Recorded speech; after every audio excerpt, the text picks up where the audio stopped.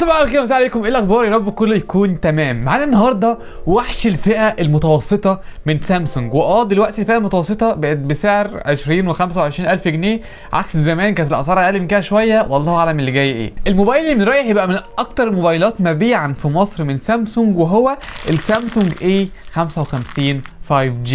على فكره الموبايل دوت لسه ما نزلش رسميا في السوق المصري، فاحنا جايبينه قبل ما ينزل عشان نعمل له مراجعه ونقول لك ايه المميزات بتاعته وايه العيوب بتاعته، وكمان نقارنه بالموبايلات اللي في نفس الفئه السعريه بتاعته. فيعني اقل حاجه على الموجود دوت انك تعمل لنا سبسكرايب وتعمل لايك للفيديو، ويلا بينا نتكلم في التفاصيل. قبل ما اتكلم عن الموبايل بس انا حابب اتكلم على البوكس بتاع الموبايل. هو عامل ريجيم تقريبا، مش عارف ايه ده.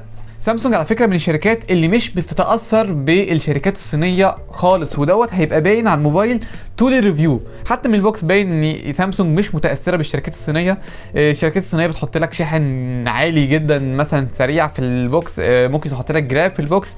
هنا الموبايل هو فعليا بيجي في البوكس كده لوحده. بصوا يعني هو البوكس ما فيهوش اي حاجه غير الموبايل، حتى الموبايل معلهوش حتى سكرينه، مش بيجي بالبلاج بتاعه الشاحن. وعلى فكره الحاجات ديت للامانه في الفئه المتوسطه في ناس كتير بتبص عليها، يعني في ناس عايزه يعني خلاص هي محوشه مثلا 20000 جنيه ما لهاش غيرها، ولا 25000 جنيه، هم مش معاهم جنيه تاني يجيبوا جراب ومش عايزين يجيبوا شاحن نضيف غالي، فهم بيبقوا نفسهم كل حاجه تبقى موجوده في الصندوق. فساعات كتير جدا الحاجات اللي جوه الصندوق بتفرق. لكن خلينا نبص نظره اعمق شويه، نسيبنا من الصندوق ونتكلم على الموبايل. باين جدا على التصميم ان سامسونج برده مش بتتاثر بالشركات الصينيه، لان هي واخده حته كده في التصميم لوحدها. وخليني اقول لك يعني ايه، لان انا مسكت موبايلات كتير قوي في نفس الفئه السعريه، لكن موبايلات من براندات صيني شبه اوبو، شاومي، ريلمي، فيفو، وات ايفر الشركه، كلهم بتحسهم شبه بعض. لكن الموبايل هنا تحسه مختلف قوي في التصميم، تحسه كده سبيكه من الالومنيوم. موبايل وزنه تقيل تقريبا 200 جرام او حاجه، وزنه مش خفيف خالص. الظهر بتاعه معمول من الازاز، والفريم بتاعه معمول من الالومنيوم، وده عكس الاي 54 كان معمول من بلاستيك. فالماتيريال السنه دي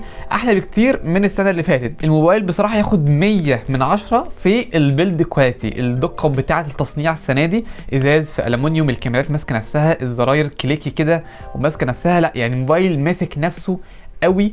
كبيلد كواليتي ممتاز. كتصميم بصراحه انا حاسس ان هي سامسونج ما بتعملش حاجه، يعني هو الفريق اللي بيعمل التصميم عند سامسونج فعليا ما بيعملش اي حاجه. كل سنه هو نفس التصميم بنفس الكاميرات، مفيش اي ابداع. هي كده حته ازاز ساده، حط لي حته الومنيوم من الجنب وبس، انت عندك موبايل مبني كويس قوي كشكل، يعني ما فيهوش اي ابداع. عادي ممكن يبقى حلو للناس اللي بتحب الموبايلات الساده، لكن الناس بتحب الموبايلات اللي فيها اشكال. عندك هنا مثلا الرينو 11 فيه اشكال، عندك الريلمي 12 برو بلس موبايل شيك قوي معمول من الجلد، عندك الشاومي نوت 13 برو بلس، عندك موبايلات كتير قوي في نفس الفئه السعريه عاملين اشكال في الظهر. بس سامسونج قررت ان هي تروح مع الديزاين الكلاسيكي اللي هم بيحطوه في كل موبايلاتهم كالعاده. عجباني قوي بقى التفاصيل اللي موجوده في الفريم، خصوصا من الناحيه بتاع زرار الباور والزرار بتاع الصوت، في كده حته طالعه وحته نازله، مديه الموبايل شكل بريميوم قوي. وعلى فكره الظهر محمي اصلا بجوريلا جلاس، وبرده الازاز اللي من قدام الشاشه محميه بجوريلا جلاس. فالموبايل محمي كويس، والبيلد كواليتي بتاعته بجد كويسه جدا. بس ستيل هتحتاج تجيب له جراب وسكرينه لان هو مش بيجي بيهم. بالنسبه للشاشه فانا مش هتكلم عليها كتير بصراحه. انا عندي جمله كده حاسس ان هي يعني حقيقيه جدا، هي شاشه ممتازه، تاخد 10 على 10 كشاشه، وتاخد 2 من 10 كابداع. يعني ايه؟ يعني هي شاشه حلوه جدا، شاشه سوبر اموليد، الوانها فظيعه، 120 هرتز، السطوع بتاعها 1000 نيتس، يعتبر معقول بالنسبه للفئه المتوسطه. في موبايلات بتيجي بسطوع اقل، وفي موبايلات بتيجي بسطوع اكتر، فسطوع 1000 نيتس انا شايفه اللي هو مناسب جدا. بتيجي حجم 6.6 من 10 انش، الوانها حلوه، بتدعم المحتوى الاتش دي ار، شاشه بجد حلوه طبعا جدا. شاشه اموليد يعني في بصمه في الشاشه، في اولويز اون ديسبلاي. الشاشه بتاعت سامسونج بجد ما فيهاش كلام، هي شاشه حلوه جدا، تاخد من رايي 10 من 10. ولكن كابداع بقى احنا واخدين شاشه ستيل فيها حواف، لسه فيها حواف كده من جنب، لسه يعني تحسها شاشه بتاعت موبايل عادي، مش شاشه مثلا منحنيه، مش شاشه الحواف بتاعتها اقل شويه، ودوت اللي بيكون مطلوب واللي بنشوفه في الفئه السعريه ديت. ولكن هي سامسونج بتحب تسيب الفيتشرز ديت للموبايلات الغاليه بتاعتهم.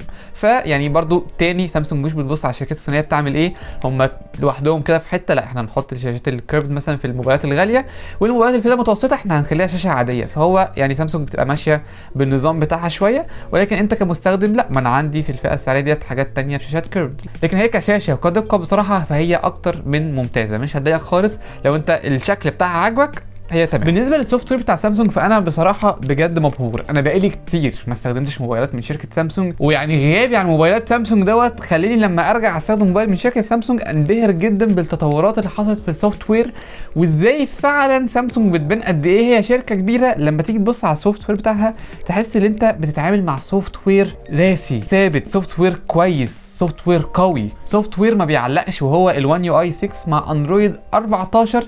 كمان سامسونج قالت اللي هي التحديثات بتاعت اندرويد هتوصل لمده 4 سنين قدام، والتحديثات بتاعت الامان هتوصل لمده 5 سنين قدام. فده كله كلام من سامسونج يخليك مطمن جدا بالنسبه للسوفت وير بتاع الموبايل دوت. طب بالنسبه للاداء بقى، لان الموبايل دوت بيجي بمعالج اكسنوس والناس كلها بيبقى فيهم انا بنقلق من معالجات الاكسنوس لان هي بتسخن وبتاعها مش بيبقى احسن حاجه.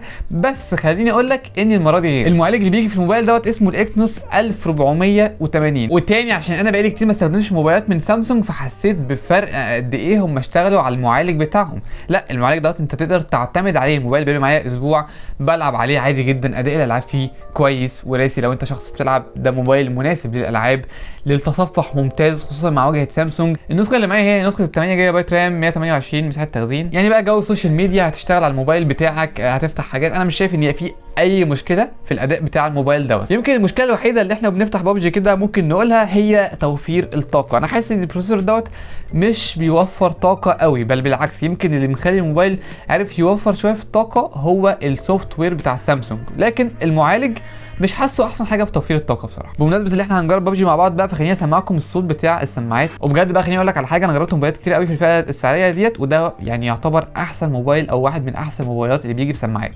بيجي بسماعتين، واحده من تحت وسماعات المكالمات من فوق، لكن السماعات صوتها حلو وعالي، ويعني لا سماعات رايقه. سماعات في الموبايل دوت رايقه قوي. الاعدادات بتاعت اللعبه خلينا نشوفها كده مع بعض. خلي بس نوطي الصوت. اعلى اعداد ممكن تلعب عليه هو HDR، والفريم ريت تكون الترا، وطبعا ممكن تقلل الجرافيكس لغايه سموز وتخلي الفريم ريت اكستريم عشان توصل مثلا للفريم ريت لغايه 60 او حاجه. طبعا الشاشه ال 120 هرتز مساعده جدا في اللي انا اموت.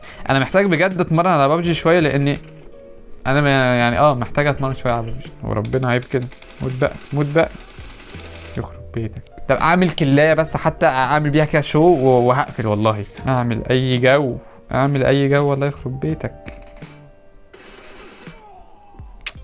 بصراحه الاداء بتاع الموبايل انا شايفه مناسب جدا لاي حد جيمر، حد يعني وات ايفر انت بتعمل ايه على الموبايل بتاعك. لا الموبايل دوت اداؤه هيسد معاك. يمكن الظهر الازاز بيساعد قوي على اللي انت تحس باي سخونه موجوده، والفريم برضه الالومنيوم بيساعدك، لان لو الموبايل سخن انت بتحس اللي هو سخن، لان في ظهر ازاز وفريم الومنيوم، فانت بتحس جدا بالسخونه على عكس البلاستيك مش بتحس قوي بالسخونه. بس انا مش شايف ان دوت عيب، دي حاجه انا لاحظتها فقلت اقولها. اللي انا سمعت عنه ان كان في كذا حد بيشتكي من الشبكات في السامسونج اي 54. انا بصراحه ما جربتهوش، لكن الشبكات في الموبايل دوت انا شايف اللي هي لطيفه. هو الموبايل بياخد يا اما خطين يا اما خط وكارت ميموري، فانا شايف ان الشبكات هنا لطيفه، ولا هي قويه قوي ولا هي ضعيفه قوي، هي عاديه. يعني لو انت في مكان في موبايلات قطع منه شبكه هيبقى الموبايل دوت من ضمنهم. لو انت في مكان كل الموبايلات لقطه شبكه انت برضه هتكون لقط شبكه، لكن مش هيبقى انت الشخص الوحيد اللي لقط شبكه في المكان. لا انت هتبقى شبه الباقي عادي جدا. هو شبكاته عاديه ولا وحشه ولا برضه من الحاجات اللطيفه في الموبايل دوت اللي هو مقاوم للميه. فيعني هو البيلد كواليتي عامه هم مهتمين بيه جدا، يعني مهتمين الموبايل يبقى متين قوي ضد الميه، يعني معمول من خامات كويسه. هم مهتمين بالحاجات ديت. لما نيجي للكاميرات هنا فانا شايف ان الكاميرا الوايد هي كاميرا كويسه جدا، الكاميرا الاساسيه هي كاميرا كويسه جدا. بس فين الكاميرا التليفوتو؟ يعني انت عندك موبايل في نفس الفئه السعريه في كاميرا تليفوتو بتوصل لغايه 100 اكس زوم مثلا بيجيب القمر. عندك شركات تانية مش موفره في التليفوتو بس حاطه لك عدسه تليفوتو تعرف تاخد بيها صور بورتريه، لكن هنا انت البورتريه اللي عندك الوحيد هو يعني فوكال لينس واحد اللي هو 1 اكس، مفيش عدسه تليفوتو. وانا شايف بصراحه ان دي حاجه تعيب الكاميرات. لا اللي في الفئه السعريه ديت مطلوب عدسه تليفوتو اعرف اصور بيها صور بورتريه كويسه. شيل لي العدسه الماكرو وحط لي واحده تليفوتو مفيش مشكله. لكن العدسه الاساسيه هنا عندنا 50 ميجا بكسل وهي بتطلع صور كويسه جدا. المعالجه بتاعت الصور كويسه، هي كاميرا اساسيه مقبوله جدا. ولو انت بتحب التصوير هتسد معاك جدا في التصوير. لكن اللي بتكلم عليه ان مفيش هنا فرايتي كتير في التصوير ما بين الكاميرا الاساسيه والكاميرا التليفوتو، فانت بس محبوس جوه الكاميرا ال 50 ميجا بكسل وجوه الكاميرا الالترا وايد ال 12 ميجا بكسل، اللي بالمناسبه ديت واحده من احسن الكاميرات الالترا وايد اللي هتشوفها في الفئه السعريه ديت. 12 ميجا بكسل محترمه جدا، الوانها كويسه، تصور بقى بيها الصور اللي انت بتعملها كده والناس بتعملها يعني الكاميرا الترا وايد كويسه. برضه اداه تصوير الفيديو في الموبايل دوت مقبوله جدا، بيصور لغايه 4K. فيعني لا لو انت برضه عايز تصور فيديو الموبايل دوت تصوير الفيديو فيه مقبول. اللي عجباني هنا قوي بصراحه بقى هي الكاميرا السيلفي، كاميرا 32 ميجا بكسل، الوانها عجباني، يعني هي ممكن ما تعجبش اي حد بس الوان الكاميرا عجباني، بتطلع صور سيلفي الكواليتي بتاعتها حلوه جدا ومختلفه عن بقيه الموبايلات. حاسس ان الكواليتي بتاعت الكاميرا السيلفي هنا كويسه جدا، فلو انت من الناس اللي بتحب تصور سيلفي كتير الكاميرا السيلفي هنا بجد هتعجبك. نيجي للبطاريه واللي انا شايفها من عيوب الموبايل دوت، احنا هنا عندنا بطاريه عاديه 5000 ملي امبير كويسه، شبه بقيه الموبايلات اللي في الفئه السعريه، تقعد معاك يوم ونص لو انت ادائك قليل. لكن اللي مش عاجبني خالص بقى هو الشاحن اللي مش بيجي في العلبه اصلا. لكن الموبايل هنا بيدعم شحن لغايه 25 واط. 25 واط دوت بجد رقم قليل جدا على موبايل في الفئه السعريه دي. عندنا موبايلات في الفئه السعريه ديت بتيجي بشواحن 67 واط، يا عم ما تحطش 67، حط شواحن اقل بس شاحن يبقى سريع يعتمد عليه. لكن انت ممكن مثلا تقعد ساعه ونص عشان تشحن الموبايل بتاعك، وده رقم يعتبر كبير قوي بالنسبه للموبايلات اللي في نفس الفئه السعريه. هنروح بعيد ليه؟ موبايل شبه الرينو 11 بيشحن مثلا 50% في تلت ساعه تقريبا، فانت واخدين بالكم من الفرق. فهنا بجد الشاحن بطيء قوي، وحاسس ان دي خلاص خطوه لازم لابد منها يا سامسونج. يعني مستنيين ايه اكتر من كده؟ موبايل فيه حاجات كتير كويسه، لكن ليه تقتلوه بحته الشحن ديت؟ يعني اوكي انا ممكن اتقبل ان الشاشه ديت انتوا سايبينها عشان الموبايل الغالي يبقى شكله بريميوم اكتر، لكن الحته بتاعه الشحن دلوقتي كل الموبايلات فيها شحن سريع حتى الموبايلات الرخيصه.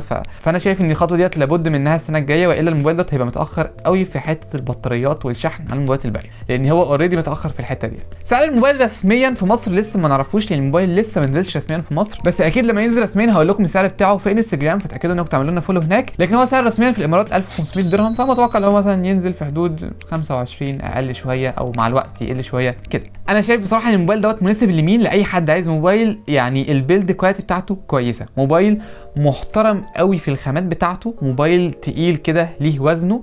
لكن لو حد بيحب الشاشات الكيرفد مثلا، او حد عايز شحن سريع، الموبايل ده مش هيبقى مناسب ليك. لو انت بتلعب على موبايلك الموبايل دوت مناسب، لو انت بتحب التصوير الموبايل دوت مناسب، لكن لو انت غاوي تصوير الموبايل دوت ما فيهوش كاميرا بورتريه، ودي حاجه تعيبه. انا حاولت على قد ما اقدر ابين المميزات والعيوب بتاعت الموبايل دوت، وده كان رايي انا في الموبايل، ولكن الاهم هو رايكم انتوا. ما تنسوش تقولوا رايكم في الكومنتات، ما تنساش تعمل اشتراك في القناه لو انت لسه مش عامل، اشوف كل الفيديوهات الجايه. ما تنساش تعمل لايك وتكتب لي في الكومنتات ايه رايك في الموبايل دوت. شكرا عشان شفتوا الفيديو يا جماعه، واشوفكم في الفيديوهات اللي جايه. سلام.